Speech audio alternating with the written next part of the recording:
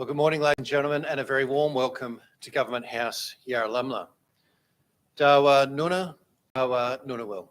I acknowledge the traditional owners of the land on which we meet, the Ngunnawal people, and pay my respects to their elders, past and present, and emerging leaders, and all Aboriginal and Torres Strait Islanders gathered here with us this morning. My name is Paul Singer, and I'm the Governor-General's Official Secretary.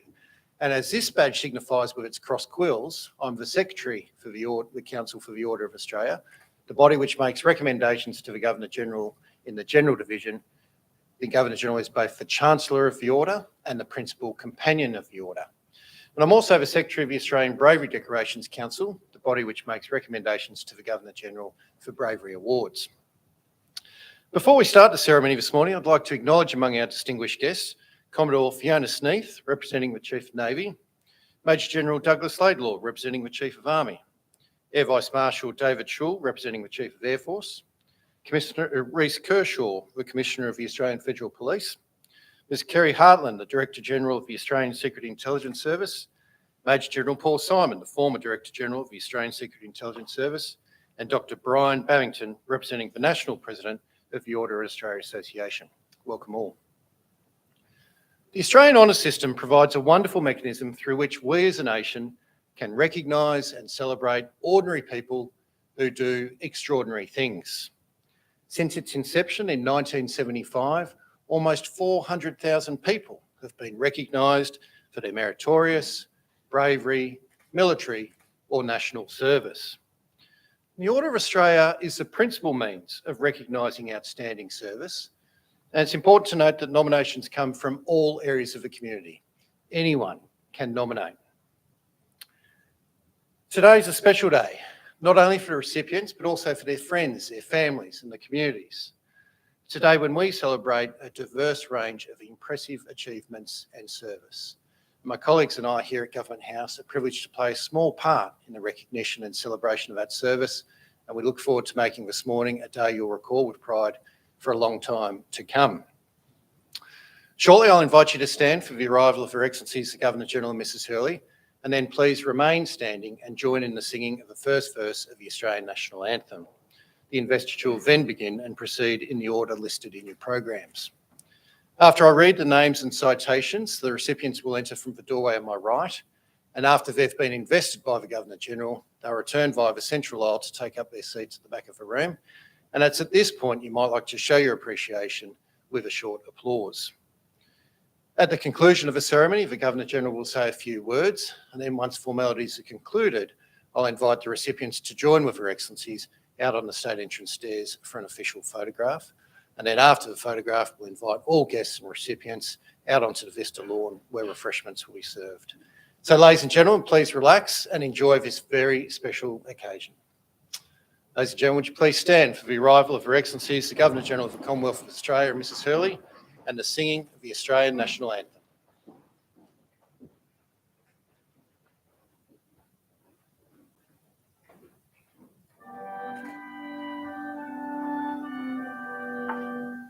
Australians, oh, let us rejoice, for we are one and free. With golden soil and wealth of soil, our home is girt by sea.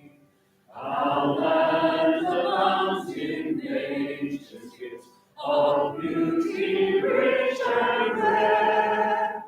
In history's page let every stage advance Australia fair. In joyful strains and let us sing, advance Australia fair. Thank you, ladies and gentlemen. Please be seated.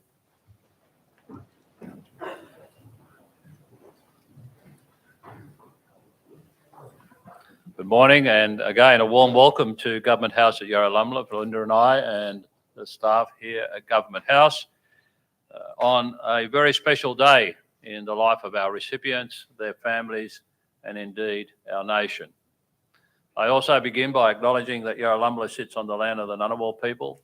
I do thank them for looking after this beautiful part of our country for generation after generation. Pay respect to elders past and present, and mindful of our responsibilities these days, particularly to the younger generation who are critical to the future of this country. Can I compliment you on the singing of the national anthem? You are the best this week. Today is a day of some pomp, protocol. As you have noticed, the military is all in their finery. Everyone's dressed for a very special occasion, and so it should be. Because today we recognise contributions made by members of our society to the well-being of our country, either at the international, national or community level. There's an important aspect of each of the civilian awards, the general awards that we'll see today, that I want to bring to your attention though. Our honours and awards system, as Paul has mentioned, began in 1975 to replace the imperial award system. It has, I think, one perhaps unique characteristic compared to other systems around the globe, and that is that it is a bottom-up system. What do I mean by that? Ours is not a system where elites in Canberra or any other capital city in the country look around into the community and say, Bill, Bob or Jenny is doing a great job, I'm going to give them a medal. Every person in the general division who walks through this door or in the similar ceremony in another government house has been nominated by a fellow citizen. It makes us our system. I want you to bear in mind as you look at the breadth of achievements that are being recognised today, because I'm going to issue you some homework following the formal ceremony. Now, the children coming today didn't expect homework and school holidays, but I'll be issuing it and I'm also marking it. It's a great honour for me. We will see today an enormous variety and contribution. You'll see two divisions being recognised, the military division and the general division, with general division covering the general public in Australia. There are a number of issues we're dealing with in the order at the present time to make it better reflect who we are as Australians today. And I'll enunciate those a bit later. But please just keep your ears and eyes open and listening, because you know these people in your community who are worthy of recognition. Gives you a hint to your homework. When Linda and I travel around the country, as we do frequently, we see Australians on their hardest and most difficult days, and we see them on the most uplifting of occasions.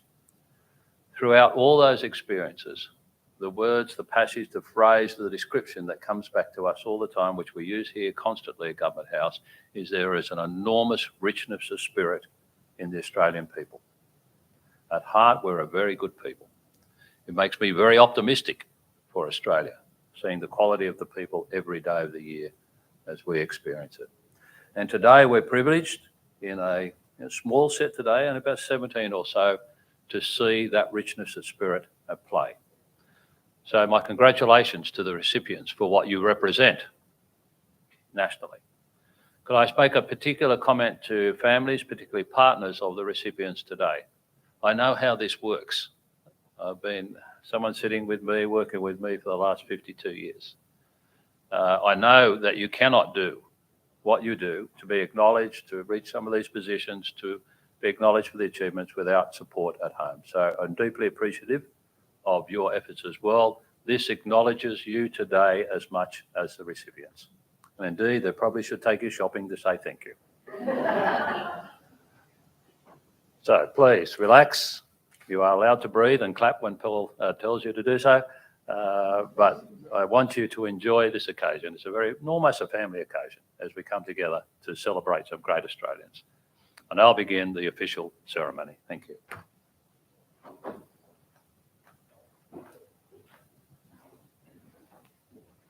Thank you, Your Excellency. Your Excellency, to be presented with the insignia of her appointment as an officer of the Order in the General Division, the Honourable Prue Goward, for distinguished service to the people and Parliament of New South Wales and to women's affairs. Ms Goward has contributed significantly to public life for almost 40 years across a number of domains. She's been a media trailblazer, an effective State Minister for New South Wales, and is highly regarded for her support, gender equality and social policy. As a senior New South Wales Government Cabinet Minister, She led reform to domestic violence policy, introduced a major government medical research program, drove a significant increase in the number of adoptions of children from foster care, and introduced high-risk offender teams and suspect target management programs across the New South Wales Police Force. She's been a national advocate for women, first as Executive Director of the Office of the Status of Women in the Department of the Prime Minister and Cabinet, and later as the Federal Sex Discrimination Commissioner. Ms Gowd is a highly respected public intellectual who is deeply committed to improving the world in which we live. The Honourable Prue Gowd, appointed an Officer of the Order.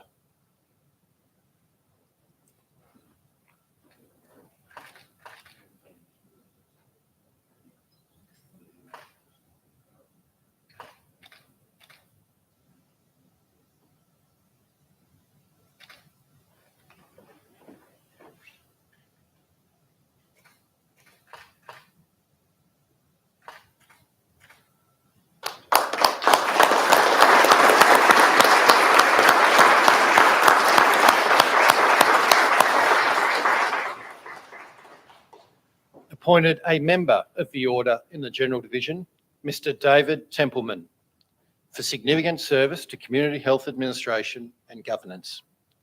Mr Templeman has demonstrated a remarkable career of service to the community through a range of leadership roles. In addition to his work in areas such as defence and emergency management, he has made exceptional contributions to the health and wellbeing of Australians across the public health, alcohol and drugs, and Indigenous health sectors. As National President of the Public Health Association of Australia, he was critical to the development of the association, working closely with governments and non-government bodies to ensure a strong response to public health priorities. In his role at the Alcohol and Other Drugs Council of Australia, he has led and coordinated action nationally in areas that are of concern to us all. Mr Templeman's reputation for excellence stands as an exemplar of true and unconditional public service. Mr David Templeman, appointed a Member of the Order.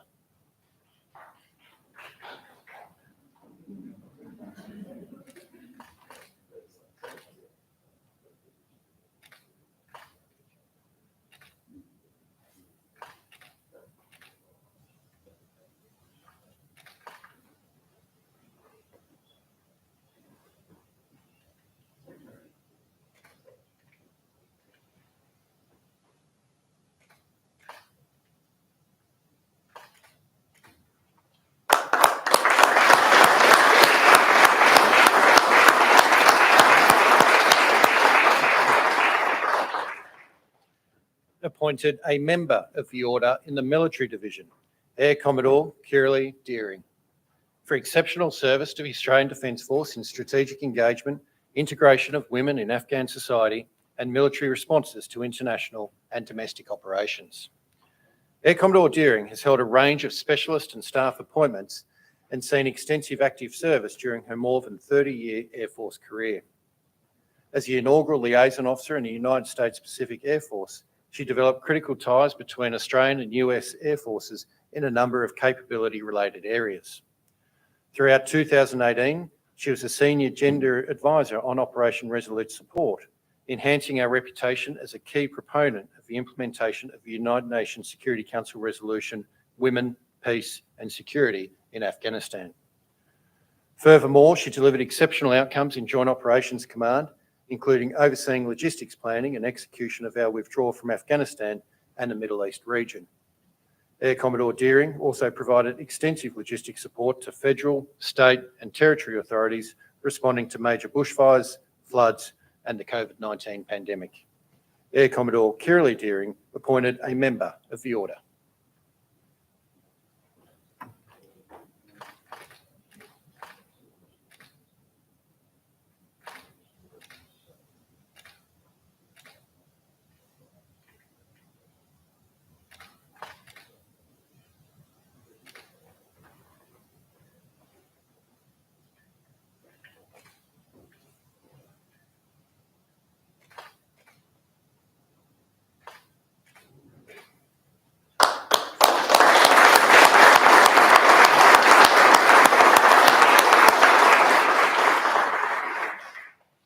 Appointed a Member of the Order in the Military Division, Air Commodore David Patterson, for exceptional performance of duty as a Commander Joint Task Force 633 on Operation Accordion from July to December 2021.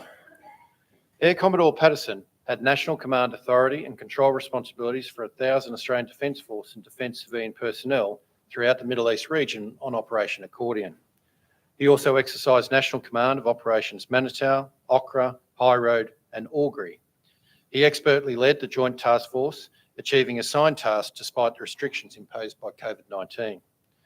He expertly managed Australia's commitment with regional allies and partners in preparation for a reduction in assigned forces in the Middle East.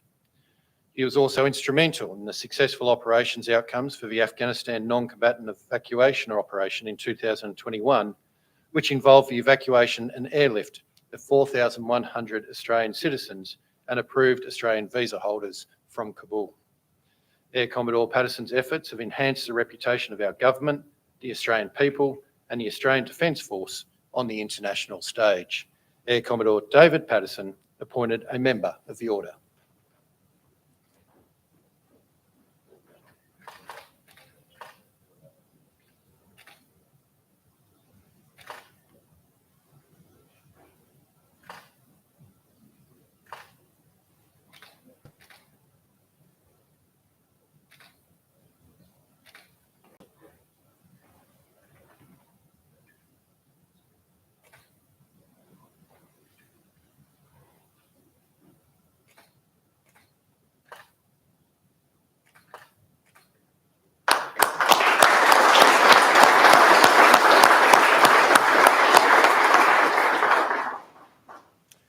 Awarded the Medal of the Order in the General Division, Mrs. Monica O'Connor, for service to the community of Harden. Mrs. O'Connor is a stalwart of her local community and worked diligently to improve the lives of all the residents of Harden, Murrumbara. She's been a vital member of the community, generously giving of her time to a range of important activities, from fundraising for the Brotherhood of St Lawrence Retirement Village and cancer research at St Vincent's Hospital, to establishing the local branch of Can Assist, running the debutante ball and assisting at the local church. She's inspired multiple generations of people to think of and support others in difficult times, and she has instilled in her large family the importance of giving back. Mrs. O'Connor is living proof that one dedicated person can make a positive and lasting difference in the lives of many. Mrs. Monica O'Connor awarded the Medal of the Order.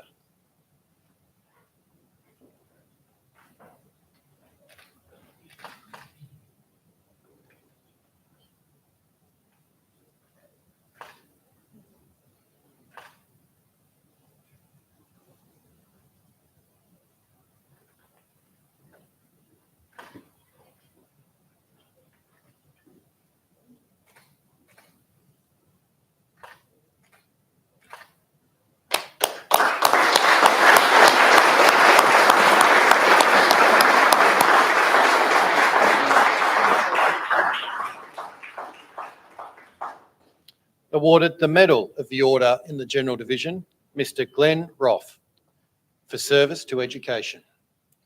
Mr. Roth has pursued a lifetime vocation of improving education outcomes in regional Australia and the provision of quality learning for each child.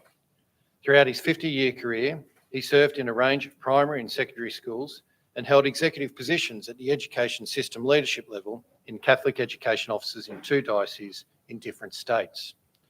His service has included appointments as principals at schools in Victoria and New South Wales, and his leadership transformed the school community in which he served. Mr. Roth has always been motivated by the provision of quality learning for each child, and his generous and responsive spirit has been evident throughout his professional career. Mr. Glenn Roth awarded the Medal of the Order.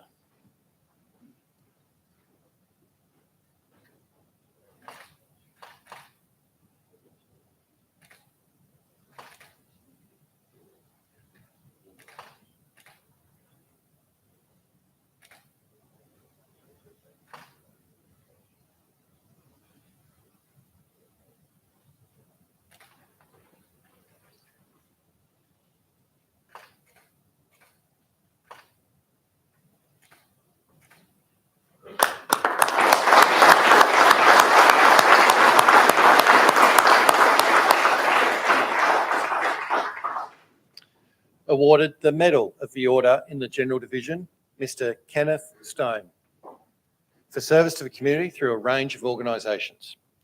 Mr. Stone has provided dedicated support to our community in a number of areas. His service to the welfare of our veterans and seniors has been invaluable, particularly in his role as the ACT's Ministerial Advisory Committee on Ageing. As an independent advocate representing veterans, he has been key to the Defence Force Retirement and Death Benefit Communication Campaign for superannuation justice. Similarly, his achievements in Rotary have included assistance for homeless teenagers and for mental health research and awareness.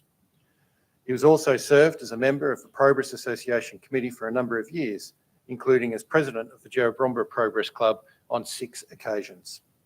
Mr. Stone has served his community with enthusiasm, energy and commitment, and his efforts merit our recognition. Mr. Kenneth Stone awarded the Medal of the Order.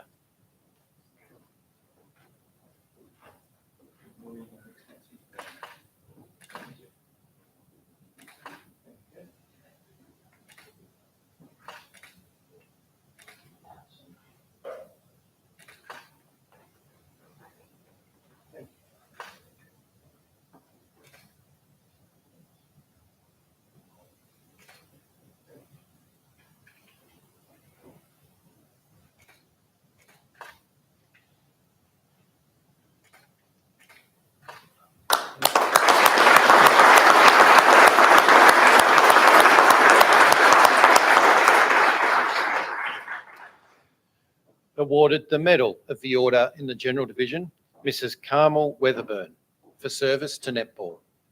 Mrs. Weatherburn has been a long-time netball umpire in the region and has been directly responsible for the growth of grassroots umpiring at Netball ACT. Without her contribution, her innovative approach to mentoring and to team building, we would not have the quality and quantity of umpires we have in Canberra today.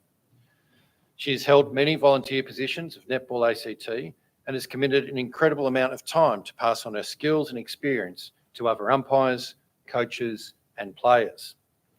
After celebrating her 50th year as an umpire in 2021, she continues to be actively involved in the sport to this day.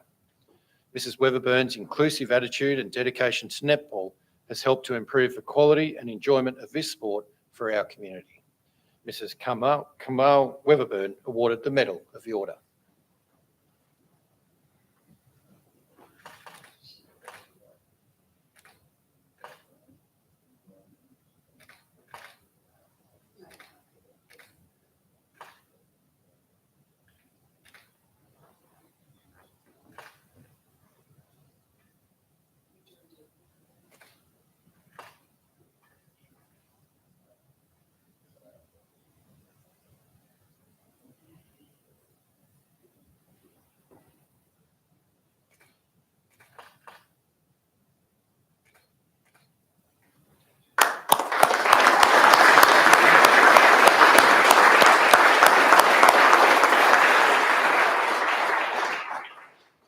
We move now to the Conspicuous Service Decorations.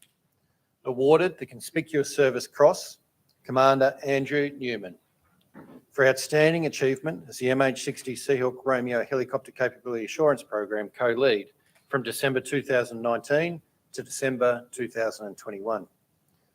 Commander Newman joined the Royal Australian Navy in 2002 and in 2019 was posted to the United States as the co-lead of Australia's MH60 Romeo helicopter team. In that role, he led a number of vital capability enhancement activities, ensuring Australian access to leading technologies for our principal anti-submarine warfare aircraft. He also established a working group to expand opportunities for local companies wanting to maintain United States aircraft in Australia. Overcoming complex legislative challenges, the first aircraft arrived here for maintenance in 2022, and this success has advanced opportunities for Australian industries. He built strong relationships with stakeholders, resolved complex issues, and influenced the United States Navy to favourably consider Australia's capability priorities in allocating scarce resources. Commander Newman's achievements are in the finest traditions of the Royal Australian Navy and of the Australian Defence Force. Commander Andrew Newman awarded the Conspicuous Service Cross.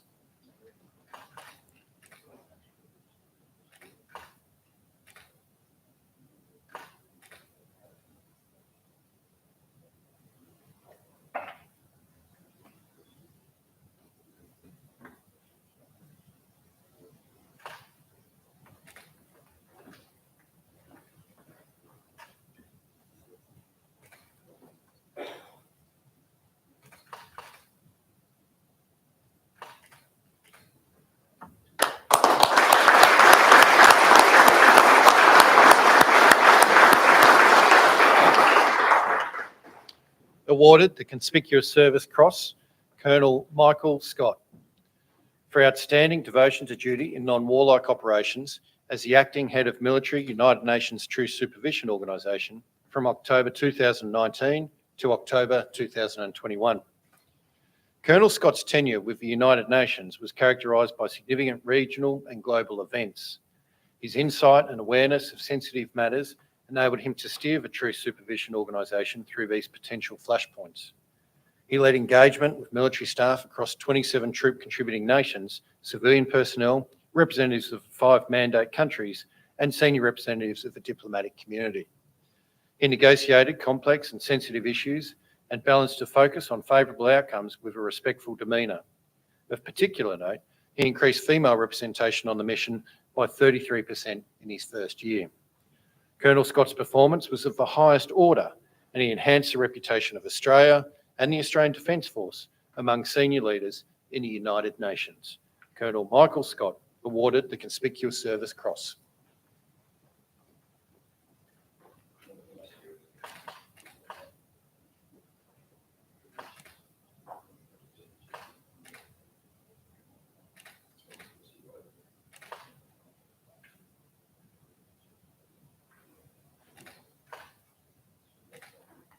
Was it absolutely clear in what was read that this occurred in the United Nations Troop Supervisory Organisation in Israel, and so it's engaged with Israel, Lebanon, Syria, Egypt, the surrounding countries. So it's a complex working space, difficult environment. So,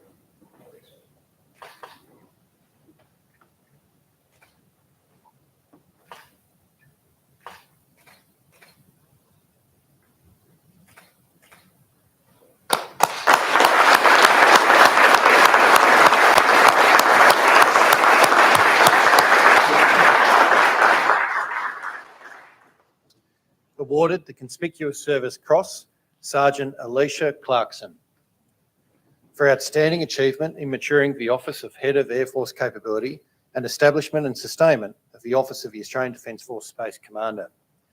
Sergeant Clarkson, in her successive postings as Personal Assistant to the Head of Air Force Capability and Executive Assistant to the Space Commander, provided superior service during the establishment of these new crucial organisations. She performed well above her worn rank, assigning responsibilities and building relationships and trust amongst the headquarters workforce. Being one of only 2 executive support staff administering over 50 capability programs, she shouldered a broad suite of tasks, including the review and tracking of media responses and Senate estimate submissions. Sergeant Clarkson's efficient management of the officers of the Head of Air Force Capability and of the Space Commander demonstrated outstanding professionalism and devotion to duty. Sergeant Alicia Clarkson awarded the Conspicuous Service Cross.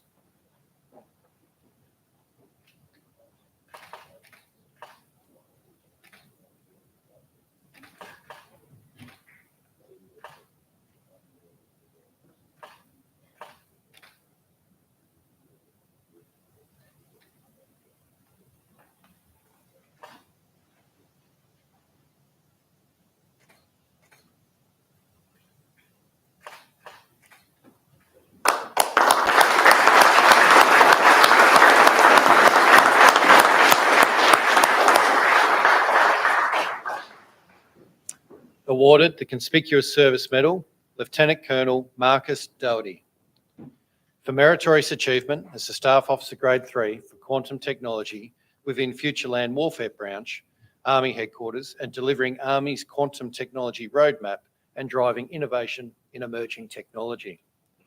Lieutenant Colonel Doherty commenced his appointment as a Robotic and Autonomous Systems Implementation and Coordination Officer in 2020. In that role, he has initiated and delivered the Army Quantum Technology Roadmap on behalf of Headland Capability, which has now become a cornerstone document for our Defence Force, Australian industry, and our coalition partners. He has fostered collaborative relationships internally and externally, nationally and internationally, and his depth of technical expertise has directly progressed the evolution of quantum technology in Australia. Lieutenant Colonel Doherty's achievements have informed Army of the relevance of quantum technology, advanced Army's interest in future warfighting, and greatly enhanced the Australian Defence Force's reputation. Lieutenant Colonel Marcus Doherty, awarded the Conspicuous Service Medal.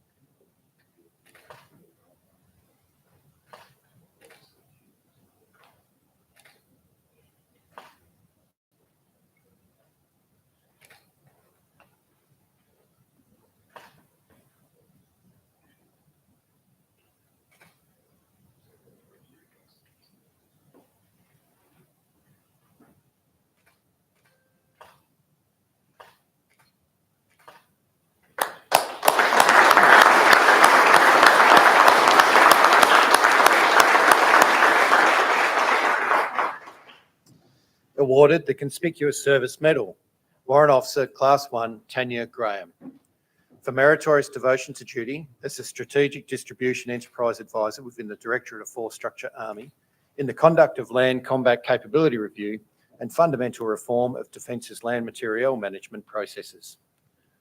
Warrant Officer Graham's efforts have enhanced Army's adaptability and enabled the most significant force modernisation of land combat capabilities since Plan Beersheba. She led the planning, analysis and allocation of all in-service and future major systems and worked collaboratively with stakeholders from across Army to effectively allot major systems to meet directed and future requirements.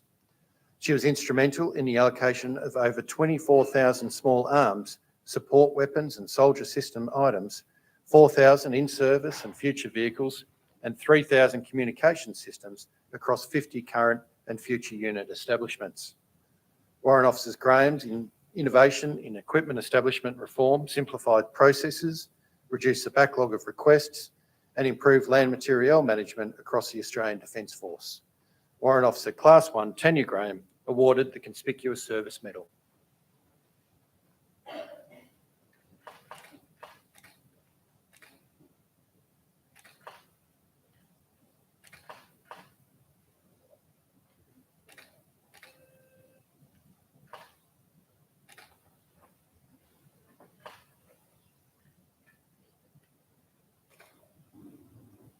Say to the former commanding officer, without that detail, you can't run your organisation. So, really, it sounds like getting all that kit out and people have what? That in one sense, well, that's why. But without it, you can't run your organisation. So it has got some attention to detail.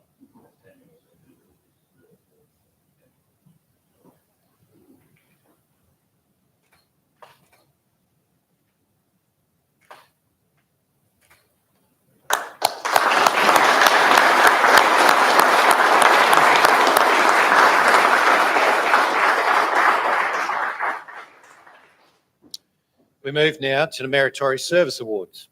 Awarded the Australian Police Medal, Assistant Commissioner Justine Goff, for outstanding service to the Australian Federal Police, particularly in the areas of international liaison, national security, crime operations, and cyber security capability.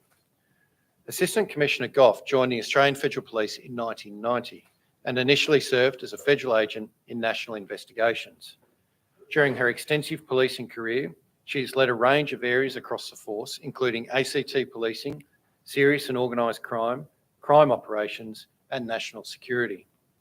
In 2020, she was appointed as the first female Assistant Commissioner to head up the AFP's Eastern Command. She has also made significant contribution to the Force's international policing network and was key to the implementation of Australia's cyber security strategy in 2020.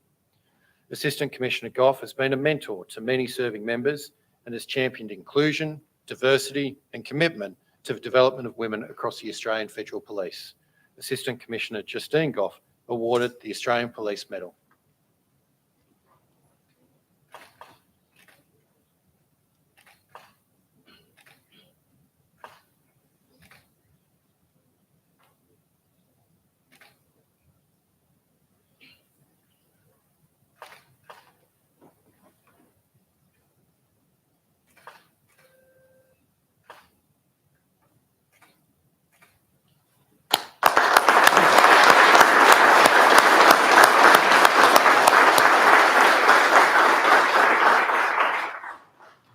Awarded the Australian Police Medal, Assistant Commissioner Nigel Ryan, for outstanding service to the Australian Federal Police, particularly in the areas of drug enforcement, crime disruption, and international policing.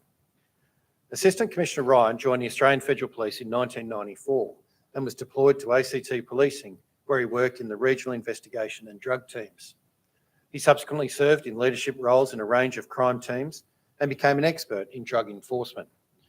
In 2008, he transferred to the National Media Team before establishing the National Anti-Gang Squad.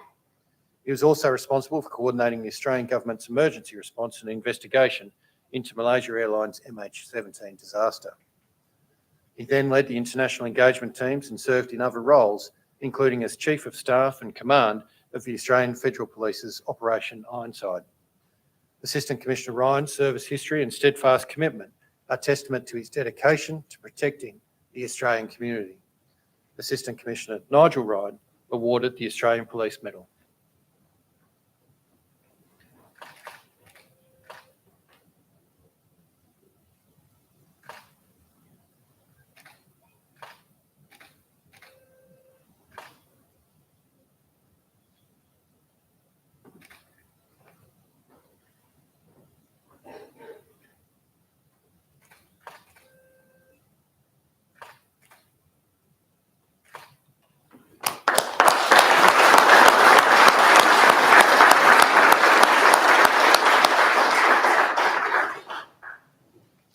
Awarded the Australian Fire Service Medal, Mrs. Jennifer Bammon, for significant service to the New South Wales Rural Fire Service.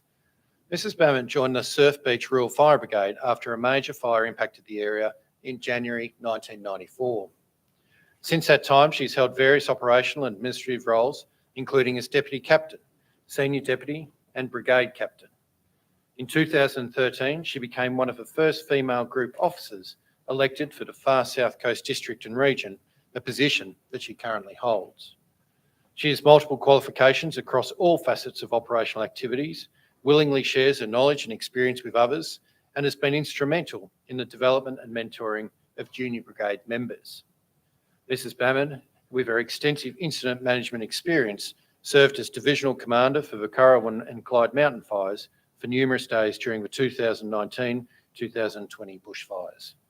Mrs. Jennifer Bammon awarded the Australian Fire Service Medal.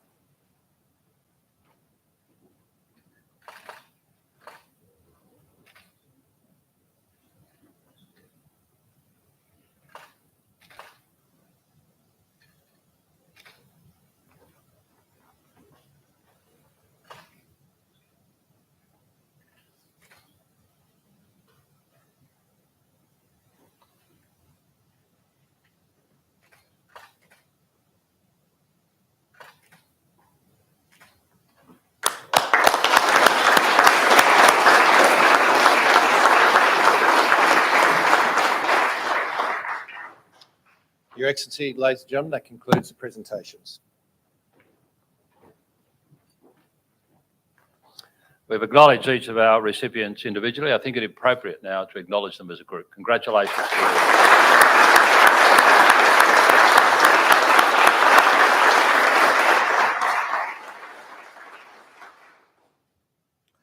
I do a small apology for interjecting every now and again, but some of those defence citations are so deep and turgid, I can't understand it myself, and I used to work there. So I need to interpret them to a degree for you. And the particularly important recipients there today, because some of the work they're doing is absolutely fundamental to Defence being able to do its job. So congratulations to the Defence members. But I go to homework. In our general division, as I said, the nominees are nominated by their peers. That's you sitting in your seats, because you are those people in your own community. Belinda and I, as I say, we travel quite frequently across the country. We see people every day. Often I'll have people whisper in my ear that in this particular community, Mr. So-and-so or Mrs. So-and-so should be recognised for their contribution. I say, indeed, they should do something about it. You'd need to nominate. Well, if you're thinking about nominating, and I urge you to do so, and Paul will explain how to in a moment, can you bear a couple of things in mind? We are getting close to the point where we have gender equality in each of the lists that come out twice a year in the order. It's been a big effort over the last 3 or 4 years to get to that point, but we need to maintain it. So look through your communities. Who are those women who are doing the type of work that should be recognised? We still do not reflect in the order, in each of the lists, the multicultural nature of our country. Again, we're doing work here to put the systems in place to ensure that that changes. And again, I'm confident and I'm reasonably comfortable at the moment where those figures are heading, but we still need to do more. And we are certainly underrepresented in our Indigenous membership of our Australian community. And that's another body of work we have underway. But please, homework. Go out to your community. You know who those people are. Please nominate. As I said, my job will be to mark your homework. And the way I mark it is when they walk through that door or another door in another government house in a few years' time, if they've been successful, to be recognised for their work. I look forward to marking your homework. It's a serious business. But I again thank our recipients on behalf of your fellow Australians for your contribution. And I thank families and friends, particularly partners again, for what you have done. As I said earlier on, we are a country that is rich in spirit, and it's delightful to be able to see it in weeks like this. These are the highlights of the week of the year here at Government House, when we get the chance to honour such fine people. Linda and I look forward to meeting as many of you as we can when we've completed the formal process now, and enjoy your day here at Government House. This is a day of national celebration. Congratulations.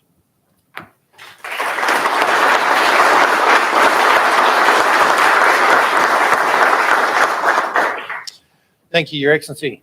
Well, ladies and gentlemen, boys and girls, to assist with the homework that the Governor-General has set, I do encourage you to access the online nomination form, which is available on the Governor-General's website at www.gg.gov.au.